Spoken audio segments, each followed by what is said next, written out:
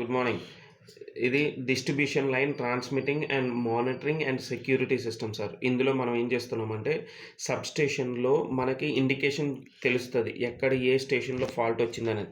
ఇక్కడ green light వెలిగింది అంటే ఆ స్టేషన్ మొత్తం పర్ఫెక్ట్‌గా ఉన్నట్టు. రెడ్ లైట్ ఆన్ అయిందంటే ఆ స్టేషన్‌లో ప్రాబ్లమ్ ఉన్నట్టు సార్. ఫస్ట్ దీనికి ఏం చేయాలి అంటే మనం ఒక సిమ్ అనేది ప్లేస్ చేసుకోవాలి. ఇది జీఎస్ఎం మోడెమ్. ఇది కంటిన్యూటీ సెన్సార్ అన్నమాట. అంటే పవర్ లైన్ అనేది కరెక్ట్‌గా ట్రాన్స్మిషన్ జరుగుతుందా లేదా అనేది ఈ వైర్స్‌లో మనకు కనిపిస్తూ ఉంటది. వోల్టేజ్‌లో డిఫరెన్సెస్ వచ్చాయా లేదా అనేది దీని ద్వారా వేరీ చేస్తూ మనం చేయాలి సార్. నెక్స్ట్ సబ్‌స్టేషన్‌లో ఏమవుతదంటే ఎక్కడైతే ఏ లైన్ అయితే ఫాల్ట్ వచ్చిందో ఆ లైట్ ఆన్ అయ్యి ఇమ్మీడియేట్‌గా బజర్ ఆన్ అవుతూ ఎందులో ప్రాబ్లమ్ వచ్చిందనేది ఎల్‌సీడీ మీద డిస్‌ప్లే అవుతది. అట్ ది సేమ్ టైమ్ ఆ పర్టిక్యులర్ పర్సన్‌కి మెసేజ్ పంపించడం అనేది జరుగుతది. ఇందులో మనం ఏం చేస్తున్నామంటే ఈ రిలేస్ అనేవి ఏసీ బల్బులను ఆన్ చేయడానికి కావాలి కాబట్టి వీటికి 12 వోల్ట్స్ డీసీ కావాలి. అదేవిధంగా జీఎస్ఎంకి 12 వోల్ట్స్ డీసీ కావాలి. మిగతా అన్ని డివైసెస్‌కి 5 వోల్ట్స్ డీసీ కావాలి సార్.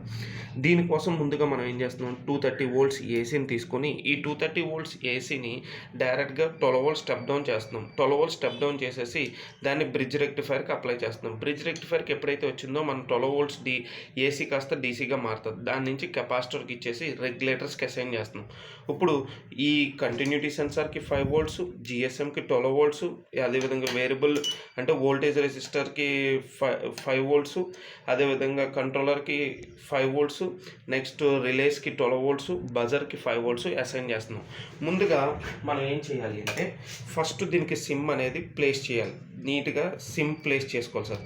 ఒక ఐడియా జియో తప్ప ఏ సిమ్ అయినా తీసుకోండి. ఈ సిమ్ ఈ విధంగా తీసుకొని డైరెక్ట్‌గా మైక్రో సిమ్ తీసుకొని ఈ విధంగా లాక్ చేయండి సార్.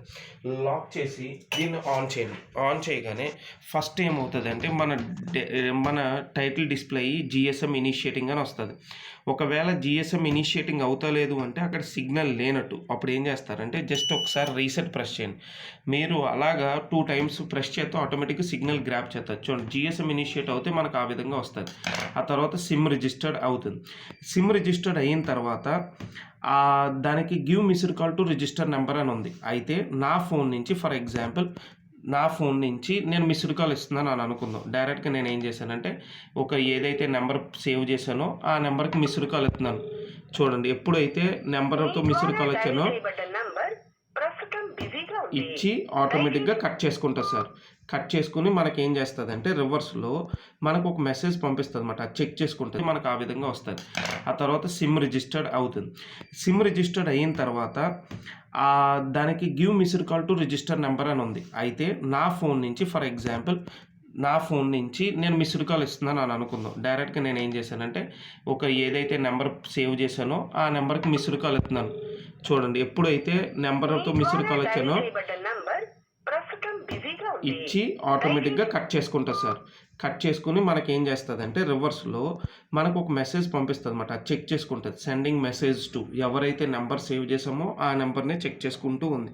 ఆ నెంబర్ని చెక్ చేసుకుని మనకు ఒక మెసేజ్ పంపిస్తుంది సార్. చూడండి మెసేజ్ వచ్చింది. ఏమనంటే distribution line 1 alert everything is in running successfully అని వస్తుంది స్టార్టింగ్ మెసేజ్ సార్. ఒకవేళ మీరు ఇదే జాగ్రత్తగా అబ్జర్వ్ చేయండి. ఇక్కడ డిస్ట్రిబ్యూషన్లో ఎస్, వోల్టేజ్ ఎస్ అంటే 2 పర్ఫెక్ట్గా రన్ అవుతున్నాయి. ఇక్కడ మనకేమవుతుందంటే గ్రీన్ లైట్ అనేది ఆన్ అవుతుంది సార్. ఓకేనా సార్. ఒకవేళ ఏదైనా ప్రాబ్లం వస్తే మనకి ఏం ఆన్ అవుతుంది, రెడ్ లైట్ ఆన్ అవుతుంది. ఫర్ ఎగ్జాంపుల్ నేను ఈ కంటిన్యూటీ సెన్సార్ అనేది అంటే ట్రాన్స్మిషన్ లైన్ అనేది కట్ చేసాం సార్. ఎప్పుడైతే మనం కట్ చేసామో ఆటోమేటిక్గా రెడ్ లైట్ ఆన్ అయ్యి ఇమ్మీడియట్గా మనకు మెసేజ్ అనేది పంపిస్తుంది. ఓకేనా సార్. ఎప్పుడైతే దీన్ని మళ్ళీ కలిపేసామో ఈ కంటిన్యూటీ సెన్సార్ని ఎప్పుడైతే కలిపేసామో ఆటోమేటిక్గా మారిపోయింది. ఇక్కడ చూడండి నాకు ఎస్ఎంఎస్ వచ్చింది ఈ నెంబర్కి distribution line 1 alert okay fault occurred in transmission please recovery it immediately అని వస్తుంది సార్. ఓకేనా సార్. అదేవిధంగా ఒకవేళ ఈ కంటిన్యూటీ కాకుండా మీరు ఒకవేళ వోల్టేజ్లో డిఫరెన్సెస్ చేయాలని అనుకుంటున్నారు, జస్ట్ ఏం చేస్తారంటే ఒక వేరియబుల్ రెసిస్టర్ తోటి ఇలా స్లోగా వేరీ చేయండి సార్.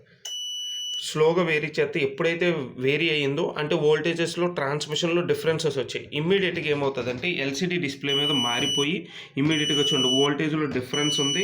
సో మెసేజ్ పంపిస్తుంది. At the same time buzzer అనేది బీప్ సౌండ్ ఇస్తూనే ఉంటుంది. ఆ విధంగా చూడండి, మనకి ఏదైతే నెంబర్ ఇచ్చామో దానికి మెసేజ్ వచ్చింది ఏమని, distribution line 1 alert fault occurred in voltage please recovery it అని ఉంటుంది. అంటే ట్రాన్స్మిషన్లో ప్రాబ్లం వస్తే ట్రాన్స్మిషన్ అని వస్తుంది.